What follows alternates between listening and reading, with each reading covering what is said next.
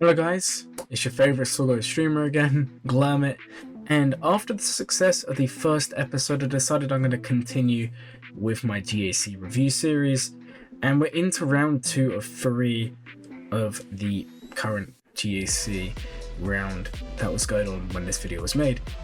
The title will tell you the round it was. Okay guys, so for a comparison between my opponent, you should see on screen here.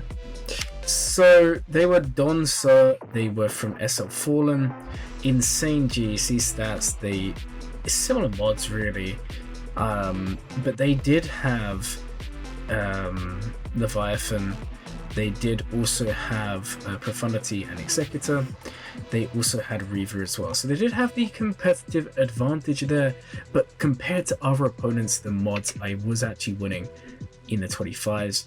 Mods have always been a weak point for me, but over the past year or so I've been really hard working on trying to get them up and running to a good standard. So guys, in terms of the outcome of the round, it wasn't the best, but hey, it's not the worst ever. So guys, going into the Grand Arena, we have the first battle here guys. You could have watched these all live on stream, but I am going to play them here so you can see. So in the first battle, we did Starkiller versus Ray. This was Ray Ben. Ray is R9. It's an interesting lineup though, guys. JTR, Barris, and Hoda. The idea here is Barris is going to be cleansing the team, as you saw there. I think that was actually Ben taking a turn, but the idea is Barris is going to cleanse the team. She's also going to gain turn meter whenever I'm hitting them, right? But you know what, we did pretty well here. So we are using Maracron. Maracron is going to allow us to deal the health-based damage on shocked enemies. We triggered the damage immunity pretty nicely there early on. Go ahead, do the stun. We take another turn. Now we could have gone for the shocks again, and that probably was a misplay because of the Maracron. We want to be utilizing that. But hey, it's not the end of the world. We use the shocks here instead, and you can see the damage there, guys. If I rewind that for a second, you will see the damage that comes in when Mara does shock, and this is because of the Maracron. You'll see that. Nicely done. And then we start working on Ben. In fact, I do think we kill him off. Sorry, we get damage immunity. Unfortunately, Ray's debuffs are kind of blocking the screen. I can't actually see it from here. But then we start working on Barris, and now we go for the stun, try and get everyone back under, and it's important for us to be removing that inspiration. We go ahead, we stun Ben. I'm always a little bit worried he comes in and just nukes someone, so it's better to avoid that if possible. Go ahead and basic. Now Ray has no inspiration. At this point, Ray's not going to be gaining as much mastery, so we're in a pretty good position. And unfortunately we get the ultimate, but we're not really in a position to use it yet, so we go ahead and basic, and then we basic again. And this is okay now because there's no one shocked, but if everyone is shocked, obviously Palp is going to gain more turn meter, so it is kind of nice to hold off on the grenade in this sort of situation, because you don't want Palp to be taking multiple turns, because it's going to be juicing Ray. And we survive. Nicely done. And then Starkiller has ramped enough to be doing good damage. Now Mara's going to come in, we're going to apply this shock, she's going to go do the special, and guys, remember, if you have the Zeta, the special is also going to do more damage to shocked enemies, not that it makes much of a difference here. We go ahead, we hit Ray. Ray is now within a distance where Ben can be one-shotted, so we're going to go ahead and we're going to pull out the sky, and as we pull it out of the sky on 1x, what is going to happen? Well, the answer is Ben is going to survive. Guys, when this was happening, I couldn't believe it, but hey, Ben is now out. Now guys, if you're wondering why Starkiller can sometimes be a bit weak with those, it is based on his max health. So if you don't have good health with Starkiller, don't expect him to be doing a lot here. Again, I'm surprised the grenade didn't kill Ray, but it is what it is. Ben was alive, I think that's the issue there. But we go ahead, we hit Ben, we then go ahead, we hit Ray, and then we go ahead and we hit Ben. Now earlier on I actually meant to say, I don't know how we didn't kill Ben, but hey, I got my words twisted a little bit. So how would I rate this Starkiller team on defense? Honestly guys, I don't know why you would set it. It's very high investment, Hoda being there. Barris doesn't really bring all that much in the end. You'll see in the next video for this series, where we go into round 3, I'm going to go over a team that we really did struggle with, Starkiller against Rey, and that was a Cal variant. And this variant didn't really stop us, it just kind of, there's an issue of maybe timing out, but as you can see here guys, Starkiller specials can't be evaded, so it's just a matter of time, right, and making sure you have the middle or special applied so they have the healing immunity, because otherwise Rey's going to heal, and we want to avoid that. But we go ahead, eventually we'll make it through. I'll actually speed it up so you guys can see this.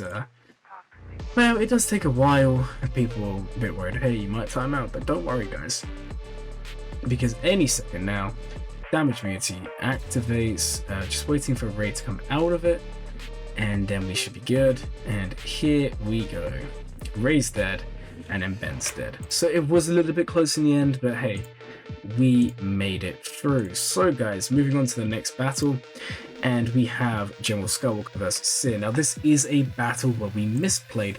So the team going in, we ran Gas, Rex, Echo, Arc, and Fives, and we're going up against a Cere team with the offense Cron. So they're going to be gaining 5% offense stacking until the end of the counter whenever they start turn with 2 buffs, and on top of that, whenever they're full health, they do 100% more damage, and this is something that is going to be seen a lot in this battle. And thirdly, they do have the Calcron. In terms of the stats on the side, you can see they have decent crit damage, they have some health still, and all of that fun stuff. So Cere is a very, very strong team, guys.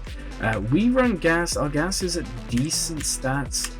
He is R8, the rest of the clones aren't. And we go into the battle. Now, here's the thing. With the Cere team, the more turns you take at the beginning, the more offense they're going to ramp. So we go ahead and we basic here. As you can see, the damage is already quite high because it's 2% offense per stack of buffs, sorry. So we have 2, 4, 6, 8, 10, 12, 14, 16, 18, 20, 26, 28, 30, 32% offense turn 1. And this just continues to go up and up and up. And there you see, every time we're critting, they're also Cal and whoever's hit are gaining protection up, which is also ramping Gas. So he's going to ramp like crazy, but unfortunately, so are they. Guys, remember with the Cere team, they gain protection up. Now, when you have protection up, it's unlikely they've lost any health, and it means they haven't lost any protection. So they're going to be dealing that 100% extra damage, and you're going to see how quickly it just destroys me. In a second here. So we go ahead, we basic with 5s, and then we throw the grenade, get rid of all of that, and now the damage starts coming in. So don't worry guys, Knife isn't the one worrying me, it's actually going to be basically Scavenger Rey. Like, I couldn't believe this. There we go, that was a really big hit. I wonder if I can freeze frame this for you guys so you can actually see the damage that was done here. So Cal comes in, applies speed down, tenacity down, evasion down. Crew hits for like nothing. But it's actually Scavenger Rey that I want to be saving on here. And let's see if we can freeze frame this. And yeah, you can see there's a decent amount of damage that's been done. And Gas sits down. Now there is a misplay coming up, but I will explain the thought process here in a second. So we form up. Now, guys, some of you may say, why would I form up? Because you look at the turn meter, and, you know, we would have gone, you know, Rex is going, and then you have the rest. Now, I did want to form up regardless, because I am a little bit worried that they do go before me, and they snipe someone. So I form up here, that also cleanses me with the speed down, and evasion down, and all of that stuff. And then I make a decision. Now, guys, you got to remember when I'm streaming, one, I'm sometimes losing concentration. I am prone to misplays and stage fright. Can you believe that? The other thing is I was trying to think worst case scenario, which is I was probably overthinking it. So as you guys know, and if you've seen some of my videos before, I've always spoken about how basically the AI have a bit of a bad judgment when it comes to Gas and 5s. Now 5s can't taunt while Gas is standing, but if you taunt with 5s while Gas is sitting, the taunt will remain. right? And then they start targeting fires, but they can't kill fires. Now, if you've been paying attention, you'll know that because we've been taking turns, Cere's going to be reducing her cooldowns. Now, every time I take a turn, she reduces her cooldown by 1, and every time she takes a turn, she increases her cooldowns by 1. It's a bit confusing, but basically when I go, it gets lower, and when she goes, it gets higher. Now, Cere's big hit, I've taken enough turns that I'm just going to die. No matter who she uses it on, they're going to die. Now, I'm a little bit worried, because we know it's coming, that she's going to use it here on fires, and fires is gone and no sacrifice. So what I do, because you look at the turn meter, gas is going to stand up, is not an issue. I think, in my mind, hey, if we taunt here, and it draws out the big hit, gas has enough time to ramp and we win. So that's what we try. We actually taunt over here, and fires is now taunting. They are going to go in a second before gas stands up, but hey, we're okay. Gas stands up, and now I'm like, hey, this is successful. If they target fives, it's a win. So we go ahead, we start basicking. The damage is ramping, and guys, yeah, I told you the ability was ready to use, but maybe we just shouldn't have done it. That's kind of the issue, because in the end it didn't achieve what we wanted. The thing is, they've ramped so high right now, they're going to start one-shotting people, and in my mind I wanted to draw it here and they just didn't do it. And we then get stuck behind multiple taunts. Now defense up, we have to keep on dispelling. It's just an absolute pain. Cere goes, applies damage immunity, and we just struggle to get through it. Fives is now gone, and gas stands back up, and he starts going crazy. But unfortunately, we just can't get through them. You can tell they've ramped when you look at how much damage Crew is doing on a basic here, guys. Before he was doing nothing, now he's doing a lot of damage. And yeah, it just is what it is, right? You saw there, we just got sniped, and we have the ability blocks, so no cleanses, no Rexalates, nothing's going for us, and now we're gonna start getting screwed. Rex is out, then Echo's out, and guys, just look at how much damage that was from Echo, on Echo from Scavenger Ray here. So you guys are going to see it on the next turn. So Crew's basic as well, minus 28,000 for Crew. That's insane. 28k on a basic, and then Ray comes along, and you can see that's just absolutely ridiculous. 437,000 damage. Now, that would have still been 200k without the Datacron, but hey, 400,000 damage, guys.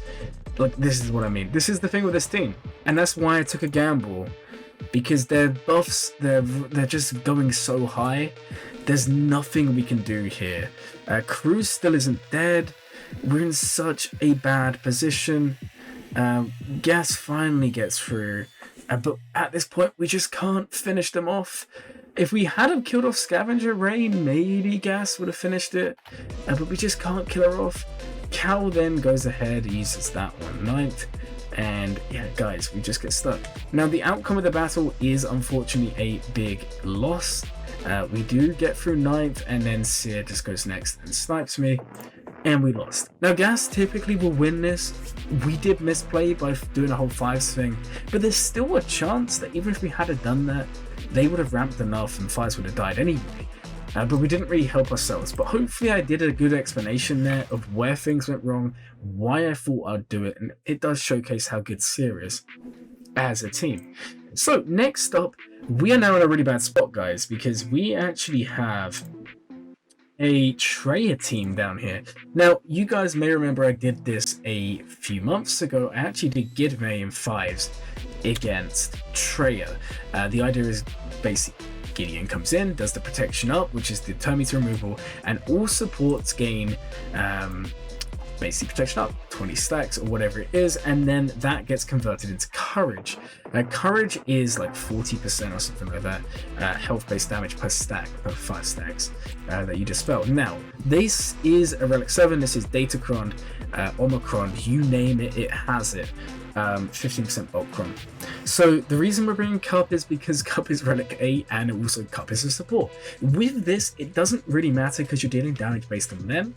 So we just wanted support. So that's why Grandmaster Yoda's here, and that's why Cup is here. Now, I would have rather Shaq but hey, we can't have everything. Mace is here, just a tank. So we go in, we remove Turn Meter, and hey, I'm like, oh, you know what? This is looking semi-decent. Grandmaster Yoda comes in. Now, maybe in hindsight, you'll see I do the removal here. Maybe in hindsight I should have done the middle and spreaded the buffs, because we would have had more buffs going towards everything else here, like offense up and stuff like that. But we just don't kill Savage. If we kill Savage with a kick, this is a win, because we would have got through everyone else. But hey, it didn't happen at all. And then guess what, guys? Look who's about to go. Any second now, we are going to see Sion go, and he's just going to dispel. Partly a modding issue, partly also we should have probably done the middle and then spreaded the buffs earlier on, but overall it just didn't happen for us. That's basically the end of this battle. We just get absolutely wrecked. So then we try Bounty Hunters versus Traya. This is one that some of you in the chat kind of said, Glurmy, you should actually try this. Now, I was worried that Lord Vader would show up, but we took a gamble. We took a risk, because we still had Kylo left, we still had other stuff left, and we were thinking, okay, Bounty Hunters and Traya, if we can beat Traya without GL, then GG for me, right? So I took Bounty Hunters in, and Savage has the Datacron. Now, I've seen a few of you saying, hey, Glurmy, what does that actually do? So the Datacron, whenever he hits me, he's removing TM. So look, guys, this is really tough. So what we do is we assist, right? Because I wasn't thinking straight. Because we want to get contract, everyone is buffed. So we start off with an assist, which is going to give us 40%. Contract. Look at this, guys. Bosk has TM removed. And at this point, we've already lost. Now, what we probably should have done is taunted up first. Because even if Savage did come in and remove TM, we have Frenzy, so we're okay. But obviously, I took a gamble, and from this point, Bosk is not going to go again, so we're not going to get contract. Again, we kind of wanted to also save that cleanse, so it's kind of like, what do you do in a situation? We're at 40% contract, and Bosk is fortunately buffed, so we're going to go ahead and do that. We're going to throw some of these, throw some of those, and we're going to have cooldowns increased, which is kind of annoying on some of our characters, but hey, we're okay. We'll do this, we'll do that, and we're 10% away. And if only we had have cleansed, who knows, maybe it would have been a different outcome. Bosk then gets isolated, and someone dies.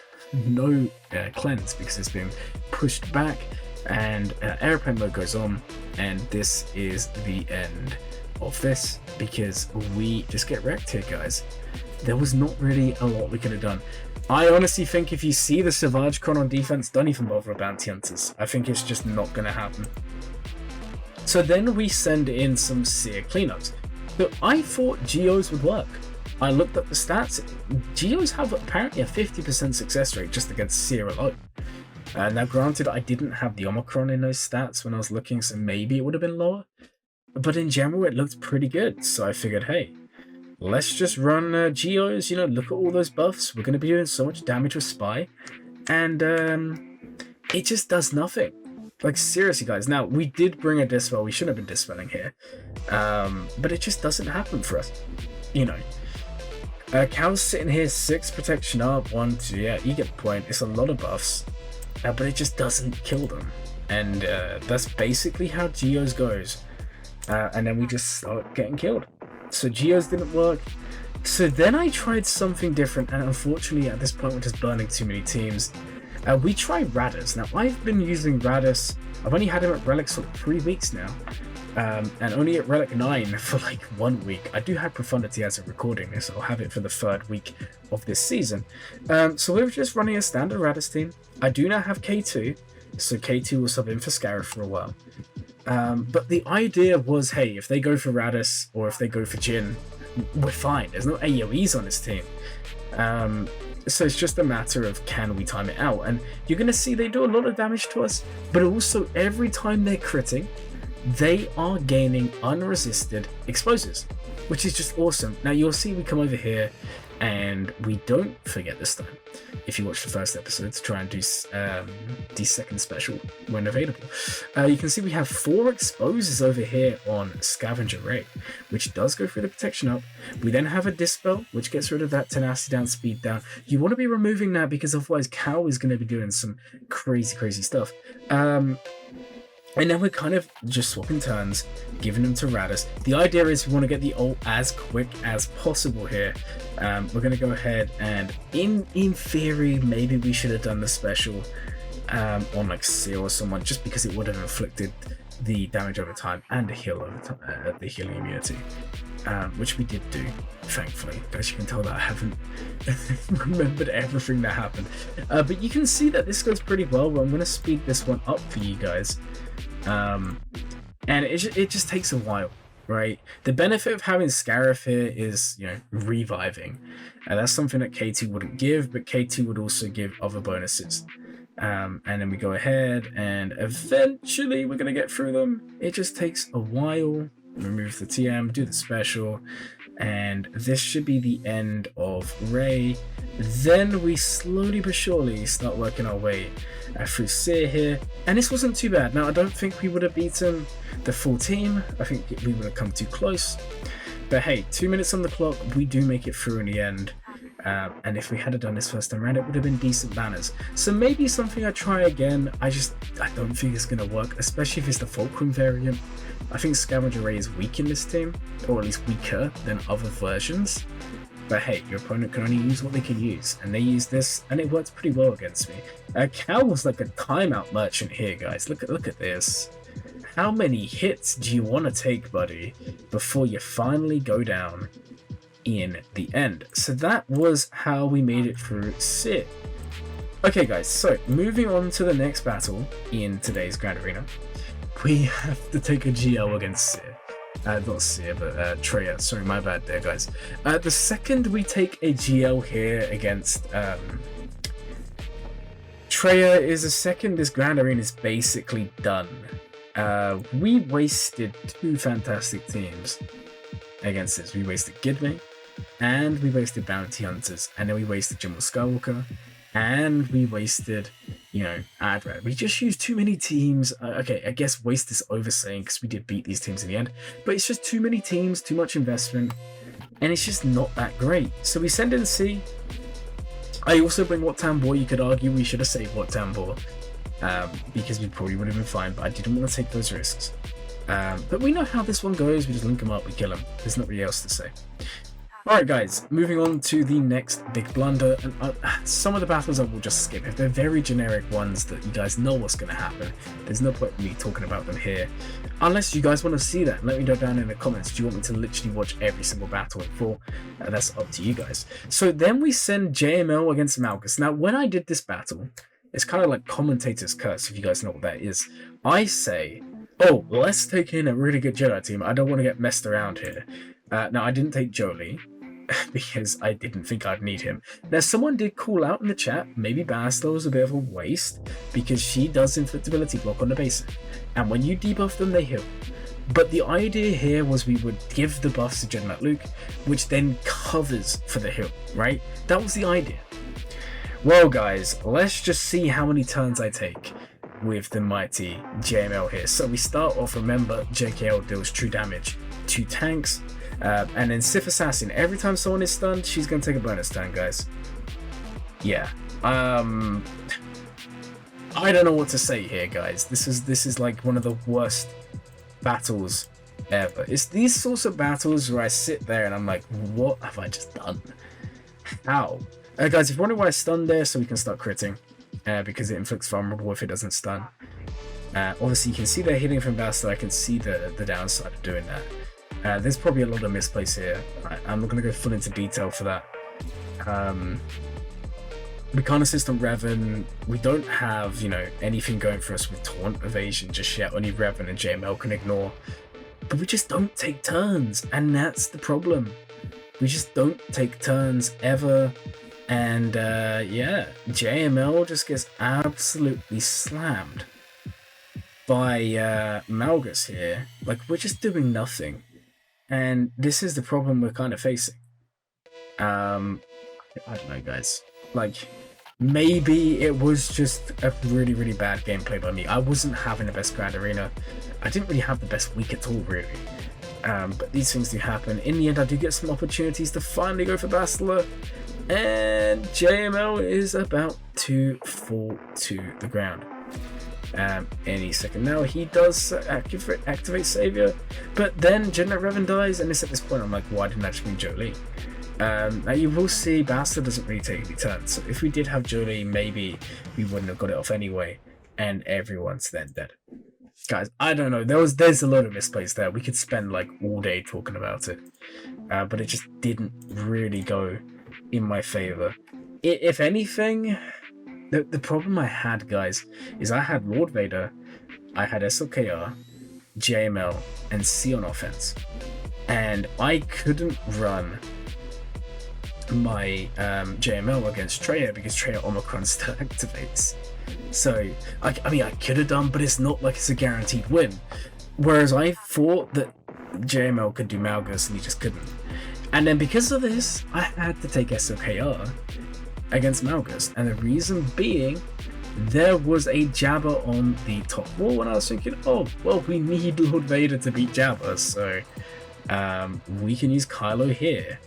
And guys, I don't really know what else to say. Like, this was pretty close. SLKR typically isn't the best for Malgus, but he can work. You can also just run SLKR Night Sisters, that also works as well. It's basically just a ramping thing. Once you get old, you're typically going to be okay, but it's just a bit closer than I would like, basically. In the end, Kylo will do what Kylo does best, and that is pulling off the win. Unless you watch your next episode, you'll see Kylo just gets dunked on, doing what Kylo does worst. There we go, everyone starts dying. Just spam the special. I like to stack up the Siphon first so I can just get away free swipes with good success in the ult. And then we go ahead, and that should be the end of everyone there. Insane that Malgus pulled a GL after all of this. In fact, he pulled 2 GLs because JML got slapped. But in the end, we are looking pretty good here, guys. And moving into the next battle. So then we are taking Lord Vader in against Jabba. Now, the first time we did make numerous misplays. I make a couple here as well. But we did try our best not to. I think it's a combination of the Chrysanthemum Omicron. I think it's a combination of Maul not being a high relic. I feel like that's our issue. There's also an argument that we should have had an offense-based Cron instead of using a bulk Cron because Lord Vader isn't really in danger of dying. So we open up, and like last time, we go for the middle ability. It does not inflict buff immunity. Now guys, I'm going to open the game here and I'm going to show you why I think that is the case. So if we have a look at Chrysanthemum and you have a look at his Omicron, in Grand Arena, all enemies have minus 30% potency. So that, I think, is the reason we don't land the buff immunity. So then we try using Maul's Anguish, because this also includes buff immunity. We just don't land it. So then I hit again, I'm like, okay, I need to be at 5 stacks. So yeah, we go ahead, we fracture.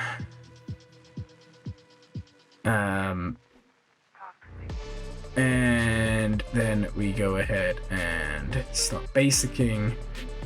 We're just trying to get rid of Chrysanthemum's taunt, you know, like we did before. Once we do get rid of it, we should be good. Lord Vader is going to ult very, very early. Lord Vader is going to ult in a second. I go ahead and basic. Because we critted, we gain an additional stack of Anguish here, which is really, really nice. Lord Vader basics, and it's coming up, guys. We are about to see something happen, so let's speed this up while we do this. So finally we go ahead and get a retribution. We ultimate with Lord Vader, we do the middle. Oh look, there's buff immunity, a little bit too late. We then do one hit there, and then we do the middle. bit of a misplay, guys. One, we could have ignored Taunt. So we could have gone push cooldowns back on someone. And then done one more attack and then done it. But hey, it is what it is. We make some mistakes. So we go ahead and we time this pretty well. Now, I was a little bit worried there that the middle wouldn't have killed Leia. That's just where I'm worried because of relic levels. So I made the decision of just sniping Leia there. Obviously, it makes a small difference, but it is what it is. Now we're moving on to Lando. At R8, you do not want him to start getting loads of deep cover and trusted agent or whatever it is, because he's going to start just one-shotting people. He will easily go up to like 100, 150k on a basic. So we do need to be a bit careful about him. Here is a small misplay. It doesn't change the outcome, but we fracture Lando. I didn't want him switching turns. Because Jabba was close to ult. I was just worried that if Maul gets sniped. But hey, it is what it is, because Lando dies the next turn. So, like I said, probably was a waste. You can see there, guys, that's why I was worried about using it earlier. Lando just didn't die. We're now 2 minutes on the clock, and it's like, okay, maybe today's the day where we finally make it through this bulk Kron R9 Jabba. And yeah, we're just wasting too much time. Now, I'm a bit afraid to be going on to auto here. I do want to finish them off. We're trying to kill Embo as quick as possible, but he's just not dying because we can't crit him. And yeah, he's a bit of a tank, especially at those higher relic levels. So we go ahead. Probably should have just done the full hits there on Embo. I don't know why we didn't. We lose Thrawn here, which also means we lose Fracture. And now we have 1 minute, and in those 1 minutes, we do chuck it on auto. And the reason I didn't want to is because Maul's AI is just so dumb. Someone pointed out, I think it was Astro, in the last video said, oh look, Maul's just going to waste all 5 stacks while Chrysanthemum has protection up. And hey, look, he does it again. What am I supposed to do here? Leave it on auto, take off auto? I feel like it's a combination of relic problems, datacron problems. Like, I think it goes both ways. We should have gone for a more offensive-based datacron, and we probably should have gone for a high relic Maul. Like, you gotta wonder, if he's relic 8, does he one-shot Lando? And then by chance, that would mean we go ahead and we one-shot Embo. It was a pretty sad ending. 2 times in a row, Lord Vader failed. It's not Lord Vader not being good against Jabba, because he is. I think it's just a combination of misplays and a combination of datacrons both ways. So that's Lord Vader. Then we try something crazy. Now, guys, I've done this in TW, and it's pretty good for setting up a cleanup. The idea is you will typically survive the opening. Zalbar will then do his big hit, and he will kill Thrawn, Maul, and if GI's there, GI dies. And if anyone else is there, like Vader, they will die, right? It won't kill the tanks. That's not what it's there for. The idea is you just kill the sides. Now, unfortunately, we went in and it just didn't happen. So we do this, we gain some more defense, we go ahead, we survive, we gain some more health back, and then we go for the big hit and it just does nothing. This could be the defense, this could be the datacron, it could be my datacron, or it could just be the fact we don't have the TW Omicron. At this point, I'm panicking. We have nothing from Lord Vader. So I tried something, it didn't work out. These things happen. And yeah, like I said, in TW it's been working for me, but outside of it, it just hasn't done anything. So then we try Fennec. And guys, remember, we do have Fennec left, but we don't have the rest of our bounty hunters as a support. Now, I almost misplayed. I got confused with myself, because when you bring Beskar Mando aim 3s and you cleanse a Grief, you don't get contract because you're only cleansing Grief and Fennec. However, they do still count towards contract, right? Because scoundrels are included, but it just means it's only through Beskar Mando's cleanse. So I almost misplayed and took Boba Fett's Son of Jango lead, but thankfully Lord of Hunger was there to save me. So we go in, we get debuffed and fractured and all of that. I made the decision to keep Quill alive because Quill's kind of the MVP right now. So we go ahead, we save him. And I kind of wish I didn't, because he's going to go and then get killed next time. What can you even do there? So we go ahead, put it on Fennec. And we fracture on Maul. We're trying, we armor shot on Maul. We're trying to get Maul out as quick as possible. And yeah, guys, it just doesn't happen. Unfortunately, we're basicking, and Lord Vader just comes in, screws us over. Fennec's still alive, but we're just not gonna do anything here. Like, Maul's still alive, and he kills me. and life just sucks. So Lord Vader walled us in this Grand Arena. I had a feeling that was going to happen, hence why I took Wookiees in earlier. Alright guys, so we're now moving on to Jabba cleanups, because you'll remember from earlier, we did take in Lord Vader versus Jabba, and we did get it down to Jabba and Chrysanthemum, and I was thinking, oh hey, look, there's no way we don't do a decent cleanup here. With Malgus, because Malgus was safe for Reva. Reva never showed up because my opponent saved her. How dare they? So I took in Malgus, and you would think Malgus could at least kill Chrysanthemum. But guys, look at the defense and the protection on this team. I'm just doing nothing. Now I know that when I'm removing Terminator, when I'm doing all of this fun stuff, they're getting protection up. I understand that, right? But we're just doing nothing, and this is what infuriated me with this Grand Arena. Like, what are we supposed to do? The only character that ever came close was Malik on the drain, but we just couldn't get it without the protection. And yeah, in the end, we time out. And now we did find out in the next Grand Arena round, there is a very, very easy cleanup. It's bounty hunters, but we'd already used them, so it wasn't really an option. So yeah, we just lose that. We then send in Commander Luke Skywalker against General Skywalker. Now this wasn't a very clean battle, guys. At this point, I am pretty tilted, okay? And I'm not really paying attention. Now, sometimes people stun fire, sometimes people stun Rex, sometimes people go for gas. I went for gas in this example, and we just power him down. The benefit of going for fires is he's going to be gaining Terminator because we're hitting everyone. So it just prevents him from doing anything there. But it's okay, we go for gas, we take him out early, and he will sit down any second now. We're going to go ahead and we're going to call Han here. Or was it Luke? Oh no, it was Chewie. I don't even know who I even call anymore.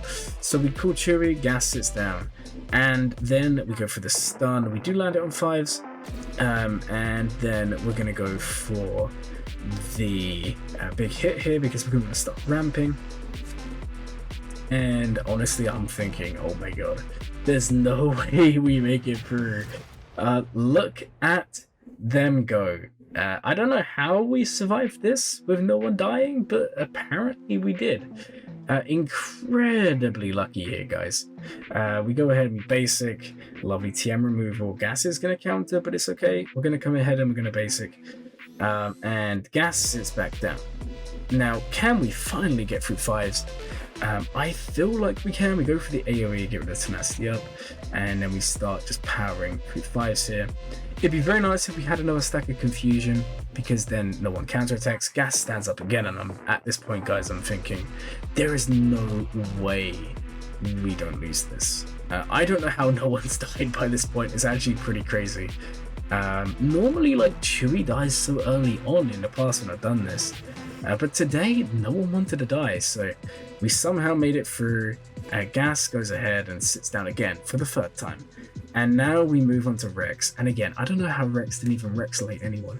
Actually, a pretty crazy battle. We go ahead, we do the stun, refresh its cooldowns, and then we basic again, and then we're going to switch the stuns, which should kill Arc, and then hopefully we can take out Echo here. And as you see, it doesn't happen. So Gas stands up again.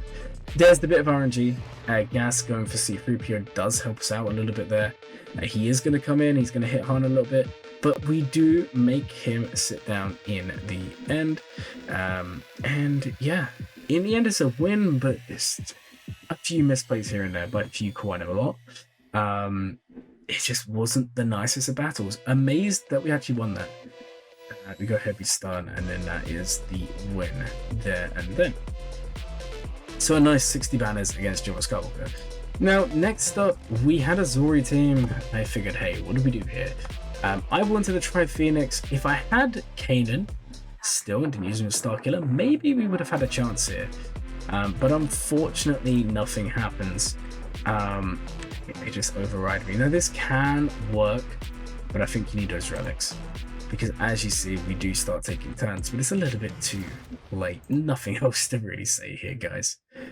And we don't really have the damage. The counterattacks are also just a little bit of a pain. So that kind of sucks. Then we threw in Iden against Zorii. And guess what, guys? It's the same story. So Iden can beat Zorii, but it just depends on if you get exposed and everyone dies early on. I think it's a lack of datachron that's decent, and then also a lack of decent relics. My Iden team's only like relic 3 at this point. The constant exposures are just not nice. You could have argued, hey, we should have put on Iden special there for the revise, but I don't think it would have really mattered in the end because we just get wrecked. And that's basically how Zorii treated me. So that was the end of this Grand Arena, guys. Hopefully you enjoyed the video.